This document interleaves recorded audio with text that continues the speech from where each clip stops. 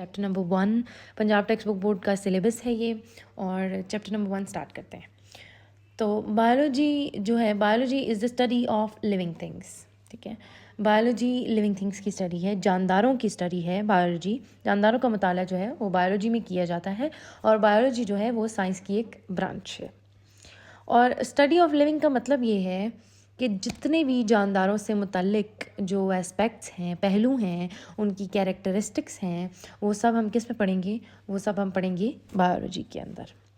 ठीक है, और इसमें रिप्रोडक्शन आती है। जो जानदार जो है वो अपने जैसे पैदा करते हैं, ये एक उनका एक खसूसियत है उनकी, और वो साइज़ में बड़े होते हैं, पहले छोटे होते हैं, फिर आहिस्ता आहिस्ता बड़े हो जाते हैं। फिर न्यूट्रिशन जो है बहुत बड़ा उनके अंदर फैक्ट है, वो खाते हैं और एक्सक्रीट करते हैं, रिलीज़ करते हैं, खारिज करते हैं। और इस सब में सबसे बुनियादी जो चीज़ है वो सेल्स हैं, जिसके बारे में हम आगे चल के पढ़ेंगे। सेल्स जो हैं वो जानदारों के जो सेल्स हैं वो बहुत इम्पॉर्टेंट है, क्योंकि सेल्स ही सब कुछ देखते हैं। रिप्रोडक्शन और सांस लेना, रिस्पायर करना, और जितनी भी सेलुलर एक्टिविटीज़ हैं उनको कैरी आउट करना, ये सब कौन करते हैं? लिविंग थिंग्स करते हैं, जितने भी तमाम जानदार जो पाए जाते हैं इस दुनिया में। तो उन सब की जो स्टडी है वो किस में की जाती है? वो बायोलॉजी में की जाती है। It is a branch of science like other sciences. एक ऐसी ब्रांच है साइंस की जिस तरह की दूसरी। It is the understanding of nature. ठीक है, आप नेचर को अंडरस्टैंड करते हैं। ठीक है, इसमें माउंटेन्स, प्लांट्स, एनिमल्स सब कुछ आ जाता है, जितना भी इर्द गिर्द हमारे जो फिज़िकल वर्ल्ड है। ठीक है, और दूसरी बात ये, इसका फ़ायदा क्या है? इसका फ़ायदा ये है कि हमें पता चलता है, क्योंकि जब हम नेचर को अंडरस्टैंड करते हैं तो हमें पता चलता है कि अर्थ जो है अपने आप को हील कैसे करती है, एयर कैसे साफ़ करती है थ्रू प्लांट्स। ठीक है, अच्छा, अंडरस्टैंडिंग नेचर जो है ये बहुत ज़रूरी है। क्यों? क्योंकि इससे हमारे जो है बायोलॉजिस्ट को हेल्प मिलती है, क्योंकि मेडिसिन्स जो हैं वो हम नेचर को समझते हैं तो हमें पता चलता है। और हमारे इर्द गिर्द जितना भी फिज़िकल वर्ल्ड है, जिसमें माउंटेन्स, ओशंस, प्लांट्स, एनिमल्स, ठीक है, सब कुछ जो है वो इसमें आता है नेचर में। तो इसको अंडरस्टैंड करेंगे तो हमें पता चलेगा। जैसे लिविंग ऑर्गेनिजम्स जो हैं वो बीमार होते हैं, सॉरी ह्यूमन बींग्स जो हैं वो बीमार होते हैं तो उनको मेडिसिन्स चाहिए होती है, और जो लिविंग ऑर्गेनिजम्स हैं उनको खुराक चाहिए। तो वो खुराक ज़्यादा कैसे लेनी है, वो जब अंडरस्टैंड करेंगे नेचर को तो तभी आपको पता चलेगा कि आपने कैसे जो है वो फूड प्रोडक्शन ज़्यादा करनी है। और जो प्लांट्स हैं वो कैसे क्लीन करते हैं एयर को। फिर जो है नेचर जो है वो कैसे जो है स्लो डाउन करती है जितने भी फ्लड्स होते हैं, सैलाब वगैरह होते हैं, जैसे कि जंगलात जो हैं। ठीक है, तो ये सारी चीज़ें जो हैं वो अंडरस्टैंडिंग नेचर में आती हैं कि आप नेचर को समझते हो कि ये क्या है, और उसमें जितने भी लिविंग पार्ट से रिलेटेड है जो नेचर को आप अंडरस्टैंड कर रहे हो, वो सारा क्या है? बायोलॉजी में आपने स्टडी करना है। ठीक है, और एक बात हमेशा याद रखें, nature is not made by people, it is ultimate source of our living. ठीक है, तो इसलिए understanding nature is very important in biology. ठीक है, तो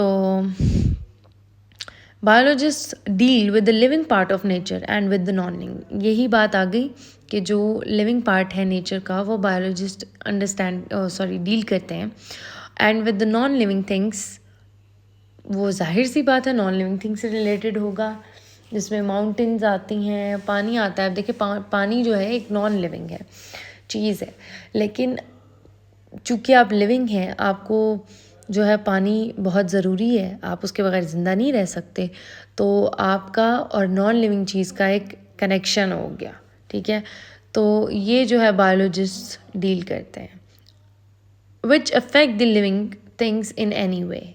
ठीक है, बायोलॉजिस्ट ये भी डील करते हैं। जाहिर सी बात है कि आपका जो लिविंग पार्ट है वो नॉन लिविंग पार्ट से जब उसका कनेक्शन होगा तो उसमें लिविंग थिंग्स के ऊपर कुछ अफेक्ट आएगा ना। अब आपने पानी पिया तो आपको उससे ज़िंदगी मिली। ठीक है, और आपकी जो बॉडी जो है उसने हाइड्रेटेड हो गई, वो आपने फील किया अपने अंदर कि आपको जैसे आपकी प्यास जो है वो कम हुई, आपको इस चीज़ की ज़रूरत थी, और फिर आपका बॉडी क्या है नॉर्मलाइज हो जाता है, स्टेबल हो जाता है। तो रिलैक्स हो जाता है। तो ये जो सारी चीज़ें हैं, इसमें और भी बड़ी सारी चीज़ें आ जाती हैं। तो ये जो सब चीज़ें हम देखते हैं, लिविंग पार्ट का नॉन लिविंग पार्ट के साथ कनेक्शन है। माउंटेन्स है, ठीक है, माउंटेन्स में पानी होता है, उससे आप कॉपर और बहुत सारे जो हैं वो मिनरल्स और जो हैं वो चीज़ें लेते हैं। तो ये सारी जो चीज़ें हैं ये लिविंग पार्ट और non living part always are connected और उनका कुछ इफेक्ट होता है। तो ये बायोलॉजिस्ट देखते हैं कि जितने भी लिविंग पार्ट हैं उनके साथ नॉन लिविंग पार्ट थिंग्स का जो कनेक्शन है और फिर उनके पास ऊपर बाद में क्या असरात आते हैं, ये सब बायोलॉजिस्ट पढ़ते हैं। दे स्ट्राइव टू अंडरस्टैंड, वो कोशिश करते हैं समझने की, एक्सप्लेन करने की, इंटीग्रेट करने की, यानी यूनिफाई करने की के and describe the natural world, ठीक है, और नेचुरल वर्ल्ड को डिस्क्राइब करने की ये सारी चीज़ें बायोलॉजिस्ट स्टडी करते हैं। The literal meaning of biology is the study of life. Biology का जो हकीकी मतलब है, उसका मतलब ये है कि study of life. It is very difficult to define life, ठीक है, ये बहुत मुश्किल है कि आप ज़िंदगी को कैसे डिफ़ाइन करें। There are certain aspects of life that lie beyond the scope of science of biology like the answers to the questions, ठीक है। अब ये जो बात है, इसका मतलब ये है कि कुछ पहलू ज़िंदगी के ऐसे होते हैं जो बायोलॉजिस्ट जो डील नहीं करते उसको, जैसे कि what is the meaning of life, ज़िंदगी का मतलब क्या है, why should there be life, ज़िंदगी क्यों होनी चाहिए। These are the questions not usually taken up by the biologist, ठीक है, ये बायोलॉजिस्ट नहीं लेते। And are left to philosophers, ठीक है, फिलोसोफर्स पे छोड़ दिए जाते हैं थियोलॉजियंस पे। थियोलॉजियंस वो होते हैं जो थियोलॉजी को स्टडी करते हैं, ठीक है, जिसमें रिलीजियस बिलीव्स आ जाते हैं, ठीक है, जिसमें आप कहते हो कि ये जो वर्ल्ड है, ये जो यूनिवर्स है, it is created by God, Allah, ठीक है। तो ये जो दुनिया है ये अल्लाह ताला ने बनाई है। तो ये सारी चीज़ें जो है ना, ये ऐसी चीज़ें जो हैं ये फिर इन पे छोड़ दी जाती हैं। Biologist mainly deal with the matters relating of how life works, ठीक है। बायोलॉजिस्ट का काम ये है कि उन्होंने देखना है कि ज़िंदगी कैसे है, काम करती है, कैसे चलती है। आप खा रहे हैं, पी रहे हैं, जानवर हैं जो वो भी खा रहे हैं, पी रहे हैं, बड़े हो रहे हैं, अपने जैसे पैदा कर रहे हैं। कीड़े मकोड़े जो हैं उनमें भी ये प्रोसेस चल रहा है, ठीक है। सी एनिमल्स जो हैं उनके अंदर भी ये चीज़ें चल रही हैं। तो मतलब बायोलॉजिस्ट इन सब चीज़ों को डिटेल में जो है वो डिस्कस करते हैं, इनके बारे में जानते हैं कि ये सब कैसे हो रहा है, कि मतलब खा रहे हैं फिर आप निकाल भी रहे हैं, ये कैसे काम कर रहा है, इसको देखें ज़रा। तो ये सारी चीज़ें जो हैं वो बायोलॉजिस्ट देखते हैं कि लाइफ कैसे चलती है। Life for biologist is a set of characteristics that distinguish living organisms from non-living objects, ठीक है। तो जो बायोलॉजिस्ट हैं उन्होंने एक कैरेक्टरिस्टिक्स बनाई हुई हैं, जिससे डिस्टिंग्विश का मतलब होता है डिफ्रेंशिएट करना, मतलब फ़र्क करना लिविंग थिंग्स को नॉन लिविंग थिंग्स से, ठीक है।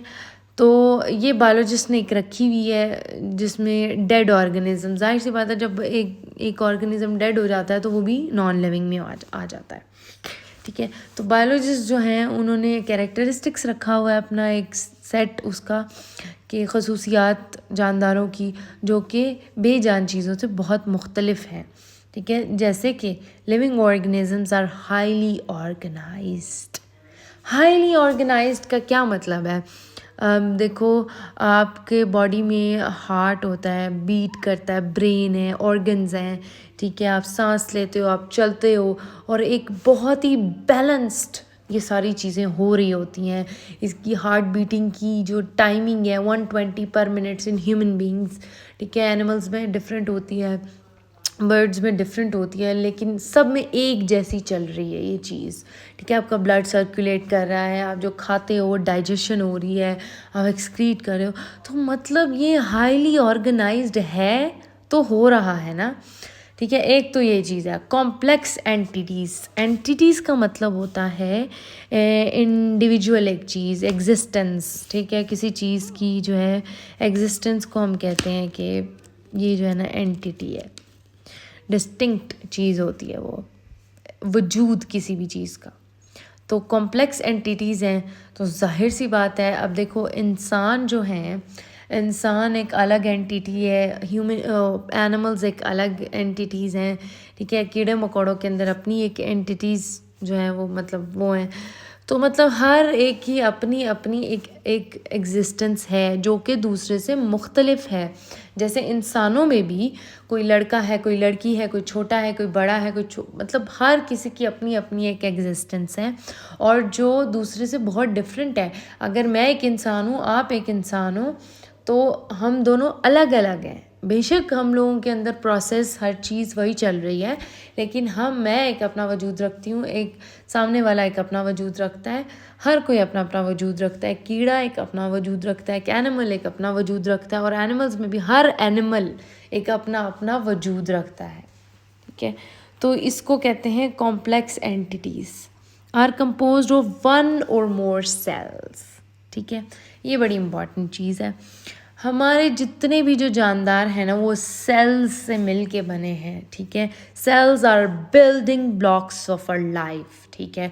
जो हमारे बॉडी के जो सेल्स हैं वो किसी भी इवन लिविंग ऑर्गेनिज्म के हों, वो जो है एक या एक से ज़्यादा सेल्स से मिलके बनते हैं। और लिविंग बींग्स के जो सेल्स हैं उनकी यही खसूसियत है कि दे कैन डिवाइड, ठीक है। वो डिवाइड होते हैं, सेल डिवीज़न पाई जाती है। उसी की वजह से हमारा जो सिस्टम है वो सब चल रहा होता है।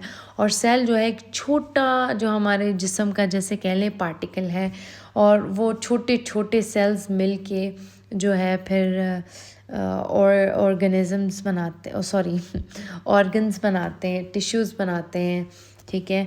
ऑर्गन सिस्टम्स बनाते हैं। ये सारा कुछ कौन बनाता है? ये सेल्स बनाते हैं, ठीक है। और जेनेटिक प्रोग्राम कंटेन करते हैं, ठीक है। जेनेटिक प्रोग्राम का मतलब ये है कि ये भी सेल्स के अंदर ही होता है, ठीक है। सेल्स बहुत ज़रूरी हैं, सेल्स के बगैर आप ज़िंदा नहीं रह सकते। आपका जो एक सेल है वो एक लिविंग है, ठीक है। और ये बहुत सारे ट्रिलियन बिलियन सेल्स जो हैं वो मिलके जो है एक ऑर्गेनिज्म बनाते हैं।